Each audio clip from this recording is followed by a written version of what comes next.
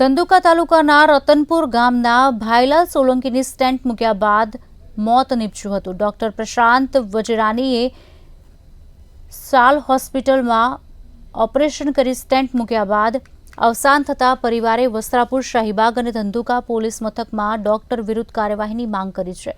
મા કાર્ડ અંતર્ગત block નળીઓમાં stent મૂક્યા બાદ તબિયત લથડી અને ભાઈલાલભાઈનું કરુણ નિધન થયું હતું।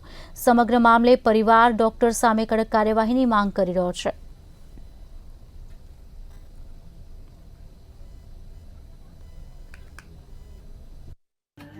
સાડા સાત આઠના ગાળામાં એ વળીને પાછા મારા ફાધરને લાવ્યા, પણ મારા ફાધરનો જીવ હતો નહીં। પછી એમને મને જાણ કરી નહીં। પછી 10-15 મિનિટ આઈસીયુમાં લઈ ગયા। પછી 10-15 મિનિટ પછી મને બોલાયો અને કીધું કે તમારા ફાધર તોફાન બહુ કરે છે અને હાથને પગને એવું બાંધી દીધેલો હતો।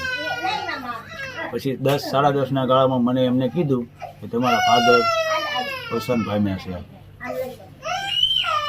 આ બાબતે તમે ક્યાં રજૂઆત કરી? મેં વસ્ત્રાપુર પોલીસ સ્ટેશન રજૂઆત કરી છે અને શાહીબાગ। મારો પરિવાર જ માગણી કરે કે આવું ખોટું ઓપરેશન કરનાર મારા કાકાને પ્રશાંત વજીરાણીને કડકમાં કડક પગલાં ઉપાડવા પડે અને અમને ન્યાય અપાવવો પડે। સરકાર પાસે શું માગણી કરો છો? વળતરની માગણી કેવી?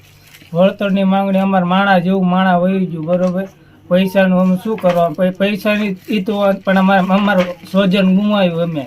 અમે ખોટી રીતે આવડતું ઓપરેશન કરીને અમે કાકાને ગુમાવ્યા છે। અમે થઈ ગયો કે જે ભૈલાલભાઈ અમારા ગામનું એક નાક હતું અને જે આજે અમે એમને ખોઈ બેઠા છીએ અને અમારા ગામને તો ખબર પણ નથી કે આ આવું બની શક્યું હશે। અને છતાં આ તો સારો એવો માણસ થઈ ગામડે આવ્યા પછી જે હોસ્પિટલ પાછા લઈ જવામાં આવ્યા અને પછી બીજા દિવસે તેમને મૂંઝ જાહેર કર્યા અને ઘરે આવવાથી કોઈને ખબર નથી ગામ લોકોને। અને આ તો સવારે ખબર પડી કે ભાઈ આવું મોટું થઈ ગયું છે મારા કાકાનું।